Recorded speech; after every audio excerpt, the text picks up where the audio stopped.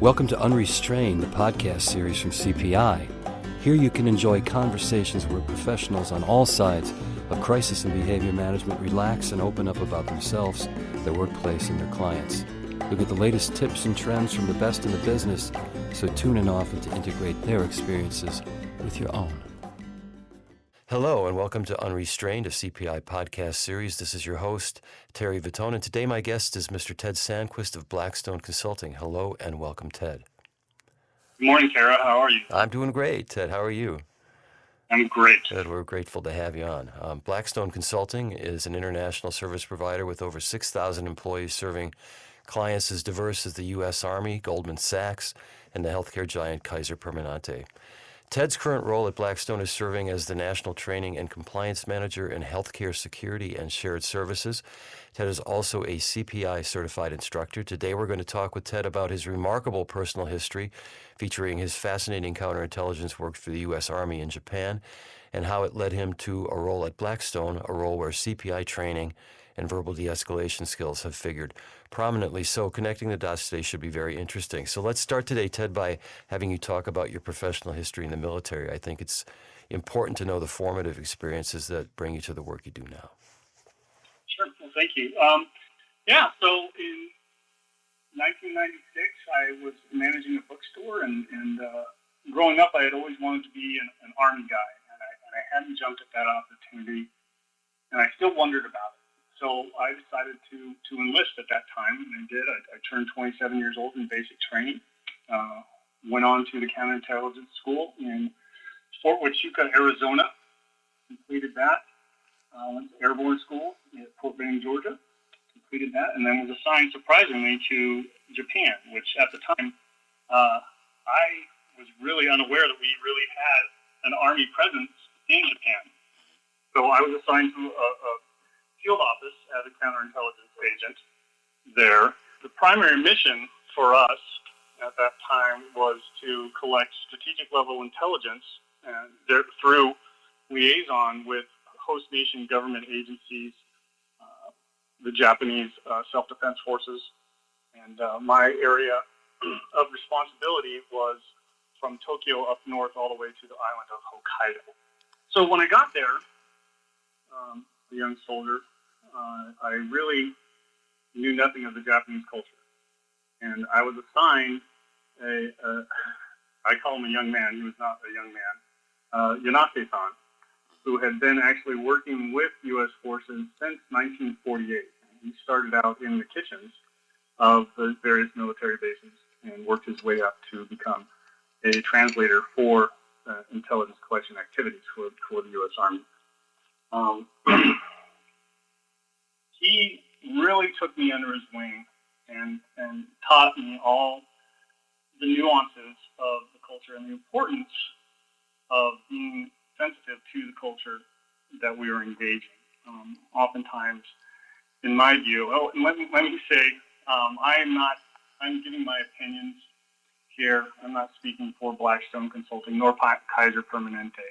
This is my view of the realm that we're talking about here.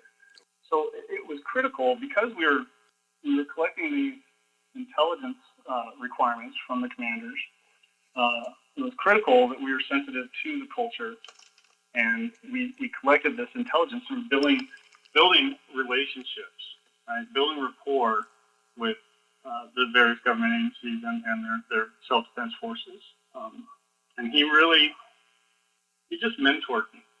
From how you present your business card to how you use your chopsticks or hashi.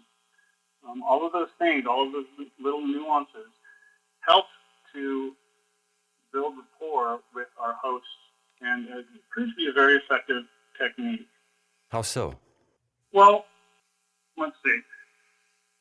Just as an example, Yanase-san spent hours with me on how to properly use chopsticks or hashi.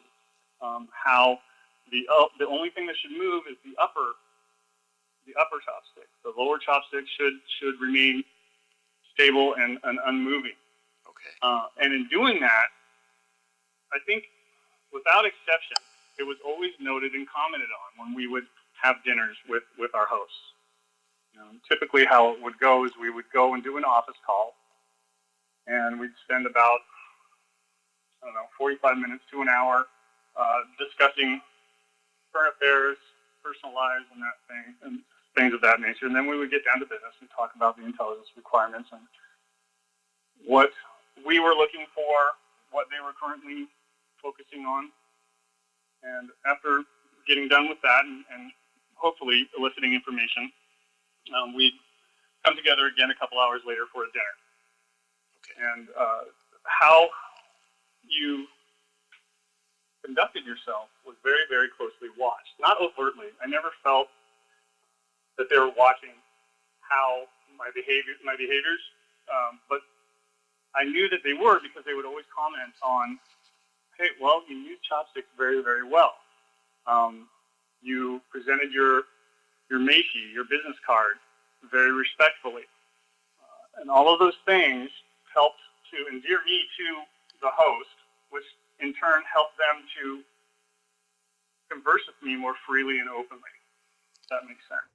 So because you learned the protocols that spoke to respect for the culture, they opened up more to you. Absolutely. Mm-hmm. Absolutely.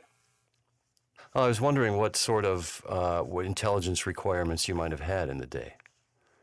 Well, at that time, and currently, the commander issues a list that are called PIRs, or Priority Intelligence Requirements, and these are things that analysts and the commander have looked at and information that they would like to know, be it, how many tons of scrap metal are being shipped to North Korea, things of that nature, if that makes sense. Sure. Right. So we're tasked with those. We prioritize those and go out and collect upon those priority intelligence requirements. So you feel that there's maybe an analogous thing here where you learned to be very particular in your regard for a culture and its habits and protocols, and that it made you more aware to those things in general? Absolutely. Absolutely. You're not sensitive to the culture that is hosting you. And if you don't abide by their culture, and if you come in brash and loud and aggressive, as Americans tend to be, Mm-hmm. Yeah. that can often be a real turnoff and a deal breaker. Yes. So that brings some of the ideas about cultural sensitivity, and how we're going to talk about that a little bit later. Now today, you work as the National Training and Compliance Manager for Blackstone. What are the fundamentals of Blackstone Consulting as a business? Could you explain that for me? As a business? Yeah. Okay, so BCI, Blackstone Consulting, our core values are really clearly defined. We value diversity, and we believe that differences in perspective and culture and background contribute to the overall success of the business as a whole. Right? We're goal-oriented. We view our success when we help our clients achieve their goals. There's a big focus on teamwork. That in order to be successful, we have to work together, help one another, and a high level of respect for everyone on the team. And we pride ourselves in being flexible and able to adapt to the ever-changing environment that we find ourselves in. Okay, so what exactly do people pay you to do? Me? Well, no, I mean Blackstone Consulting. I mean, to work at a hospital, say with Kaiser. I mean, what do you do for them? Well, so we provide healthcare security and shared services for Kaiser. We are the primary holder of the security contract with Kaiser Permanente nationally. We subcontract that out to Securitas USA. Now, how we manage that, in my role, we manage the training programs for our officers who are entering the healthcare realm. Because I don't know if you're aware how different security operations in a healthcare environment look compared to, let's say, in a corporate setting. It's very radically different. Our security officers are supremely trained because they really are part of the care team. Their duties in healthcare go far beyond just simply observing a report. We are interactive, we are engaged, we are tasked with performing any reasonable task to maintain the safety of the patients, the staff, and ourselves.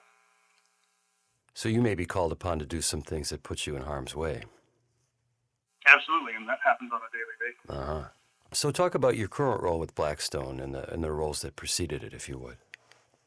Okay. Well, currently I am national manager of training and compliance for Blackstone, and in that role, we develop training. I am helping to develop the training programs and the trainers that present the material to both security and the healthcare staff.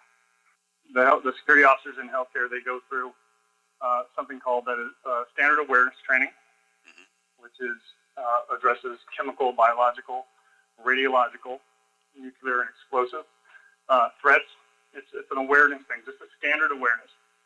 They further go through something called first responder operations, which when there is within the community that we serve, if there is a mass casualty event or a chemical spill or something of that nature, and the hospital is expecting to have what's called a patient surge, right? EMS has been sent out to bring these people to the hospital. People in the community are coming to the hospital themselves. We are charged with providing service to the hospital so that they're able to provide the best care to the community. And then what that looks like is we provide access control, crowd control, traffic control, and assist with decontamination operations, and ensuring that the hospital, if it is a chemical situation, for example, that the hospital maintains its clean environment, right? So in other words, if we're expecting hundreds of people to show up into the hospital and there's been a chemical spill, for example, people presenting may have some of this chemical on them. And if they gain entry into the hospital, they risk contaminating that clean environment. So they set it up in such a manner that the only access people have is through a decontamination corridor. So somebody comes in with there's a chemical spill. You've got maybe mass people that need treatment. So you will function as gatekeepers then. Yeah, we would function as maintaining the sterile environment of the hospital so that we are able to provide the care to the community in need. Because if someone who is contaminated gains access before being decontaminated, they risk contaminating the whole hospital. Sure. And then what is unique is all of our security officers go through, we call it MAB training, management of aggressive behavior. Part of that is CPI, and that's where the crossover happens and where the security really becomes part of the care team. Whenever possible, our trainers will have security and frontline staff in the same class so that they're able to build some rapport with each other, recognize that they have a common goal, which is the safe care of our patients. So there are lots of... Go ahead. Well, I would just want you to expand on your role as a CPI certified instructor when you consult as a Blackstone worker. Well, so unfortunately, in my role, I'm not afforded the opportunity to instruct CPI very often anymore. I do so to maintain my certification. My primary focus, in my prior role with Securitas, I was their area training manager for the South Bay, and I serviced 5 hospitals in the South Bay. And I would teach roughly 3 CPI classes per week, be them an initial or a refresher. So now I manage how those classes go. I'm starting to develop a program, a train-the-trainer program, so that our instructors are delivering the material in an effective manner. Because really, when it comes down to it, if our instructors are not engaged, if they are not subject matter experts, they're just reading from a slide, and nobody comes away with anything. So the manner in which that you present the material needs to be dynamic, needs to be engaging in order for learning to happen. And during our pre-interview, you offered some really insightful observations about healthcare settings and how they differ from educational or long-term care settings, especially in terms of how crisis situations can develop. Could you share some of that with our listeners? Sure. Well, so I equate it to, if you think about it, nobody wants to be in the hospital, right? Right. If you're coming to the hospital, something's wrong. I use the example of the birth of my daughter. I wanted to be there. I was excited to be there, but I was also filled with anxiety and stress. So typically, people just walking through the doors of a hospital, whether they're a patient, a visitor, a family member, whatever, that induces stress and anxiety. Right? Nobody wants to be there. Right? And here's the rub. We've chosen to be there. Right? And something that I think is often forgotten is that this is a choice that we've made. We've chosen to work in the healthcare environment. Right? None of our patients really wish to be there. And we need to acknowledge that, lead with acknowledgement. The challenge that we are faced with is time is compacted, right? Whereas in a long-term care setting or an educational setting, those individuals have the time to really learn about who they're working with, what triggers them, what helps mitigate those triggers. They're able to formulate strategies, and it's in the healthcare setting, we're at a much faster pace, and our time with our patients is compacted, right? And crisis develops very quickly, and we have to be quick on our toes and intervene early to prevent an escalation. So you coming into really, when people come to the hospital, they are already starting they anticipate stress with the experience. Absolutely. And I think that starts from the minute that they park and they get out of the car and they walk through the doors. And we certainly see it reflected in the statistics of violence against people who work in healthcare and hospitals. That certainly is, we see 70% of nurses are assaulted. I don't think there's any other line of work where the numbers are that high. And that's surprising that people should be giving care and assistance to people are the ones who are attacked most often on the job. Yes, and I distinctly remember being blown away by that data. It made absolutely no sense to me when I first came into this environment. My thought was, well, wait a minute, these people are trying to help. They're trying to help. Why are they hitting them? Why are they smacking them? Why are they biting and spitting on them? What is going on? And to me, in my opinion, it just points back to the fact that people are coming there to the hospital, to the ED, some of them in the worst moments of their lives. Right? They are stressed out. There's a perceived loss of control. They're scared. They're anxious. They're about to get some tests where they may have some bad news. That's very stress-inducing. And under those influences, people act differently. They react differently. You had an interesting observation when I talked to you before in our pre-interview. You said that violence, now we might associate violence in a hospital with an emergency room where there's a high degree of stress. There might be a gang member that comes in, and I've heard that other gang members, the rival, will actually come into the emergency room. There's all kinds of wounds there. And we expect violence there. And I think in mental health units as well, where there's going to be some friction and conflict between people because of the reason that they're there. But you mentioned that violence is even more prevalent on just plain old hospital floors than it is in emergency or mental health units. Why is that? It seems contrary to our intuition about that. It really does, doesn't it?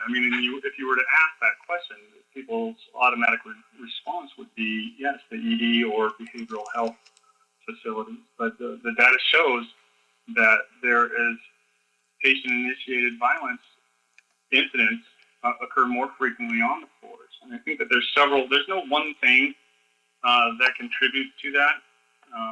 In my opinion, I think that we have to consider the longer length of stays, culture. The culture, in many ways, it's become, there's been an attitude of, well, this is just, it comes with the job, right? But for me, notably, there's been, until recently, thanks to Senate Bill 1299, there has been a notable absence of training in workplace violence prevention for nursing staff, frontline staff on the floors. They have not had de-escalation training. They have not had recognizing escalating behaviors trainings. And I think that we're going to start to see a change in the numbers as we push more training out to nursing staff and clinical staff on the floors. You mentioned it's important in situations that might escalate towards patient or visitor violence that it's important to slow situations down. In your experience on these floors where you have this pressure cooker environment, how can healthcare workers do that? Well, I like to call it speed bumps, and Kaiser uses a phrase called pause, plan, and prepare. We often become inured to our environment. Our norm might not be the norm of everybody else, but it's become our norm. This is what we're used to. We kind of go on to autopilot, and I encourage staff and I encourage security to stop and take a deep breath. Consider what it is that you're going to go into the room with this patient to do. Consider how you're going to do it, and have a backup plan. Right? If we can do that, our safety profile goes way up. We can keep ourselves from entering the autopilot mode and consider everything in regard to our safety before we go in and engage. We're raising our safety profile and keeping the patient safe as well as ourselves. The data shows that engaging security early and often with patients that have displayed escalating behaviors raises the safety bar for everybody concerned. So taking that minute, just even to take that deep breath, ground yourself, and then engage, helps everyone be safer. Now, you mentioned you said the phrase autopilot there, and when we talked earlier, you shared an observation about how people are basically unconscious when they drive to work in the morning. What does that mean, and how is it important to regard to the integrated experience healthcare workers might have with the people they serve? Well, it's very true, and I think that you'll agree if you think about it. For myself, I will often get up in the morning, get in my car, drive to work, and park in my parking spot, and it's almost like I regain consciousness. I'll have no conscious recollection of what took place from the time I left my house to the time I got to my destination. So you're that driver, huh? Well, yeah, I have to say, because I've arrived at my destination, that everything went fine, but we are not aware as we could be, right? And the integrated experience is this. We have challenges in our daily lives, right? And if we don't acknowledge and keep those at the forefront of our mind, they affect how we interact with people. We can be the escalating factor. Truly. We really can. The Studer Group uses something called, and Kaiser has started using this as well for quite some time, the AIDET acronym. Have you heard that? I have not. AIDET, it's an acronym. It stands for Acknowledge, Identify, Duration, Explanation, and Thank you. Right? And so when you come into the room, you acknowledge that person's situation and any family members or visitors that are in the room. You acknowledge how tough this is and how this is probably not one of their best days. You introduce yourself. I'm Ted. I'm with security. This is why I'm here. The D stands for duration, and that's usually for clinical staff saying how long this is going to take. But I use it as saying describe. You describe why you were here. You explain why you were here. And then you thank them for their time and their attention. Right? And that's very helpful for all concerned. So it's a way to kind of take yourself out of the autopilot of going into a room and, okay, here's another chart, here's another patient, kind of like a number in a series, and sort of snapping yourself back into a mindfulness, if almost. Absolutely. Interesting. You need to consider your part in this, right? What is our part in this? What is our part in keeping this person as comfortable as we possibly can? And if you think about it, really, it's a self-serving program. Right? right? If I adhere to the principles of acknowledgement and empathy and really try and approach it through their eyes, that makes for my day to go smoother and more safely. One of the times that I was giving one of the classes, I was talking to a bunch of ED nurses about empathy and taking the time. And I could see her getting agitated by what I was saying. So I paused. I said, what's going on? What's up? She said, I don't have time to do any of this. I don't have time to listen to these people. I don't have time to empathize and say, oh, it's going to be okay. I don't have time. I said, she said, I have a guy pooping over here. I've got a guy throwing up over there. Right? I've got somebody else screaming for their meds over here. So I don't have time to listen to this guy and empathize with him. And I said, okay, I get it. You're busy. You're busy, and I understand that. But here's the deal. You don't take that minute to empathize. You don't take that minute to acknowledge that person's situation. And he's already on an escalating path. And he continues to escalate. And he feels blown off. And he feels disrespected. And he continues to escalate. And continues to escalate. And continues to escalate to a point where, here we go, we've got to go to restraint. So, investing a little bit of time on the front end and preventing an escalation pays off in dividends on the tail end of that patient's stay with us. Now, you became a CPI certified instructor in 2016. I'm wondering what your initial impressions of the training were. Well, as I said before, I was a little bit taken aback on the level of violence in our hospitals. And it was learning a new language to me in how we do this. But I was able to find parallels to what we did in the Army. I spoke about the liaison and the rapport building in Japan. What I didn't mention was once the wars kicked off, that started a deployment cycle for me where I was deployed in support of the global war on terrorism.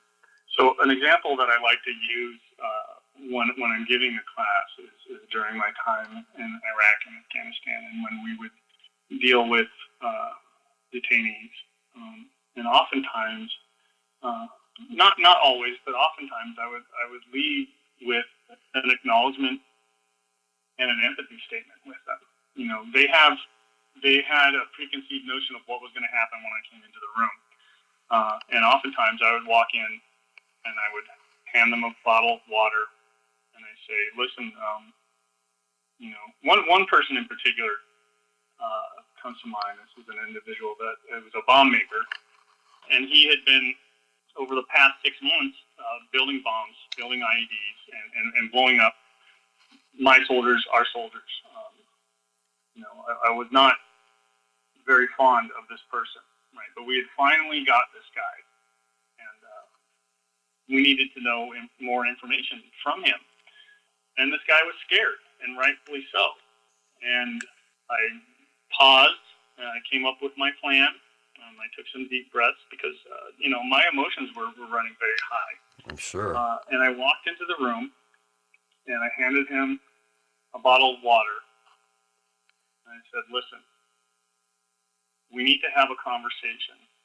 But before we start that conversation, I want you to know that I get it, that I understand why you're doing what you're doing. And Terry, I tell you, the look on his face was, he did not know what was going on because he had an idea that something bad was going to happen. Well, they may have heard about some of the enhanced interrogation techniques, and Correct. He probably would thought water would have been used for a very different purpose at that point. Could have been, yeah. But I said, look, we have to have this conversation, but I get it. I understand why you're doing what you're doing. And he looked at me with a quizzical look of he didn't know what to do with that.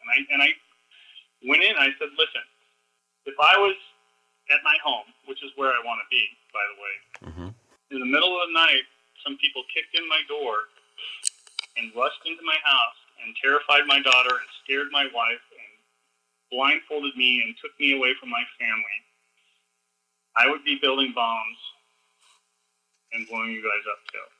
So I get it. I understand why you're doing what you're doing. But the thing is, we have a common goal. You want us to go home. And he starts to nod. And I said, I want to go home. And he starts to nod. Here's the rub. Here's the deal. The more you blow us up, the more you shoot at us, the more you kill of us, the longer we're going to stay, and the more of us are going to come. And I want to go home. You want us to go home. So I think you can see that we have a common goal. If you can look at it that way. Does that make sense to you?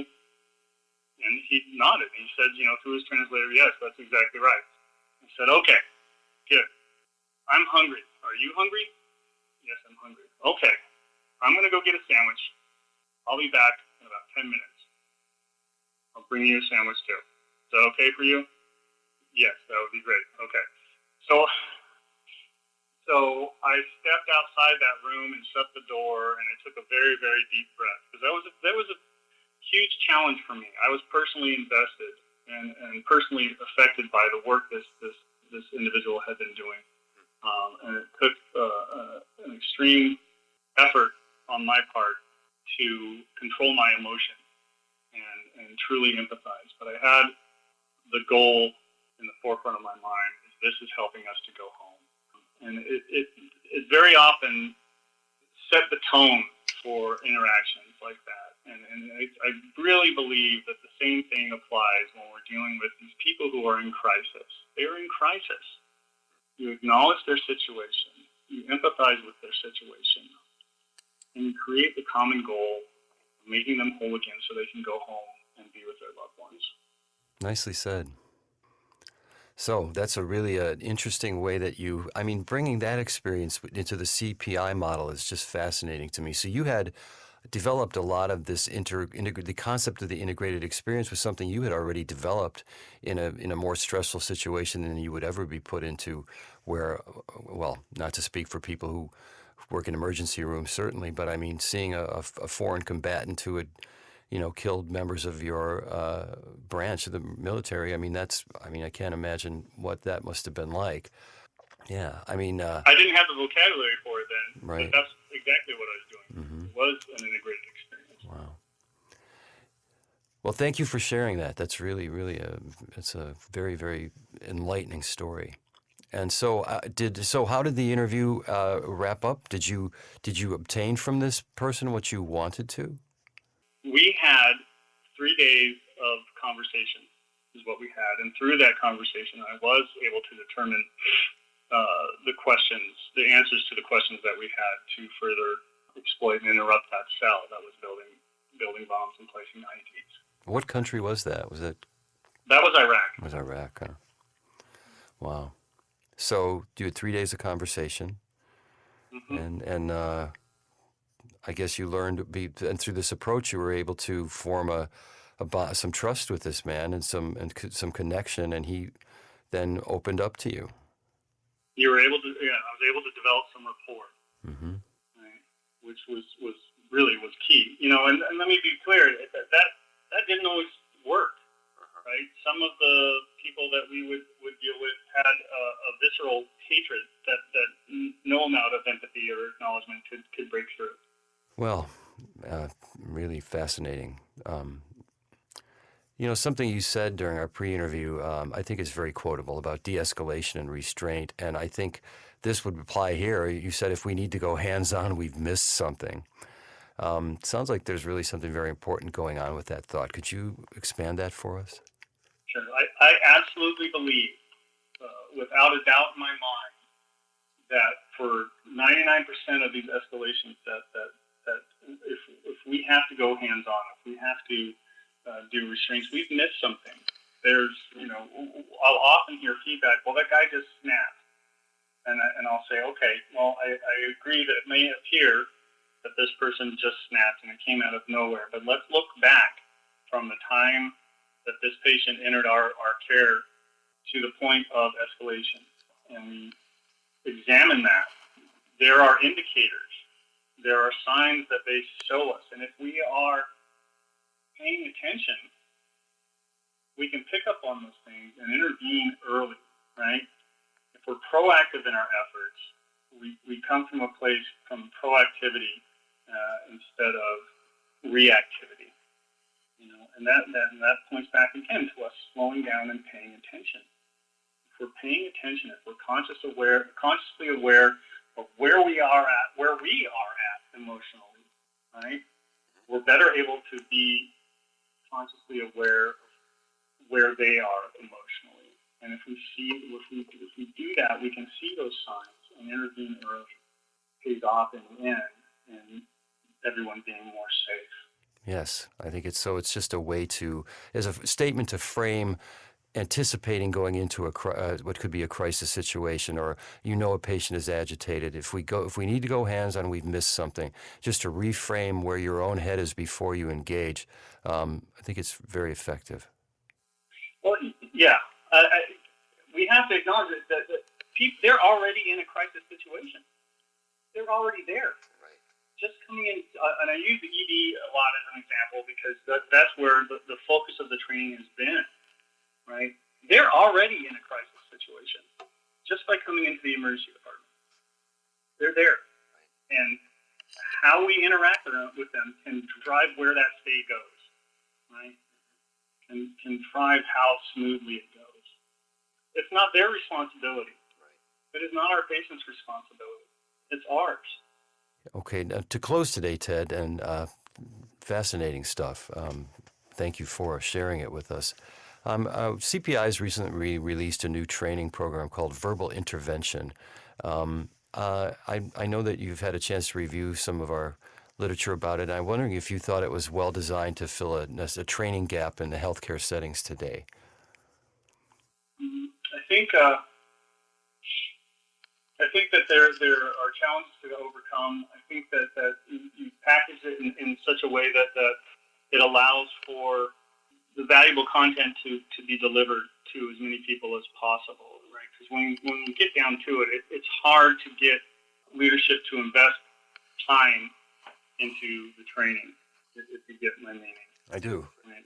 It's always hard to get the funding and the investment of time for staffing to do that. So I think it's well suited for that, yes. Do you think that verbal intervention skills, when you were training CPI, was something that people especially were enlightened by? I think so. I think, it's about coming up with a strategy and coming up with a plan on how you're going to communicate with these people, which hasn't been a focus. The focus has been clinical, right? What's wrong with this person? What do they have going on with their tummy? What do they have going on with their shoulder? What do they have going on with whatever it is, as opposed, and they're seen as an object as opposed to a person often. So I think that's valuable. There's a great video, and I don't know if you've seen it. The Cleveland Clinic put it out, and it's all about empathy. Are you familiar with that? I have seen it. Yes. Yeah. Yeah, and it gets me every time. It is so powerful. Mm-hmm. We don't know what these people have going on with them. We have to assume and approach them in such a way to consider what it is they're going through outside of their medical condition. I think is the one you're referring to. It shows it goes close up on people in a hospital setting, and then they're looking concerned, and it says underneath, just received a cancer diagnosis. Or, correct. And so it really has the underlying situation that you could never glean from just observing them, and it makes you realize that they could be in a totally different reality than you are in at that moment. And it makes you realize before there's a story behind every face that you see. Absolutely. Yeah. Absolutely. All right. Well, what inspires you these days, Ted? My daughter Norma inspires me. Nice. In every aspect of my life.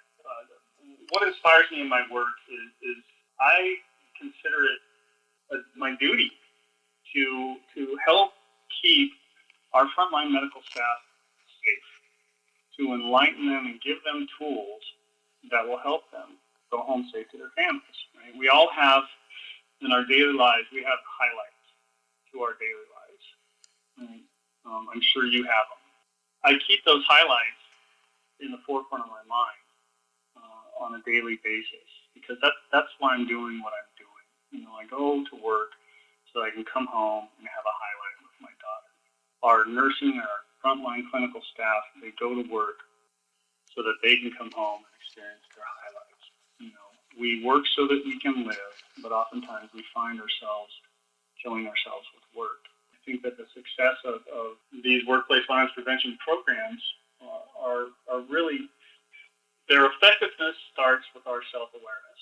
I firmly believe that. It's an important work, you know, and I'm very enthusiastic that the SB 1299 being put in place has enabled us to expand and touch healthcare workers who maybe have not been given the opportunity to learn these critical tools to keep themselves and their patients safe. Is that California State Bill 1299? Correct. Yeah, okay. All right. Well, thank you so much, Ted. My guest today on Unrestrained, unless you have a final thought, Ted, I think that was pretty good. Well, thank you for having me. All right, yeah. Our guest has been Mr. Ted Sandquist of Blackstone Consulting. Thank you so much, Ted. Thank you, Terry. And thank you all for listening.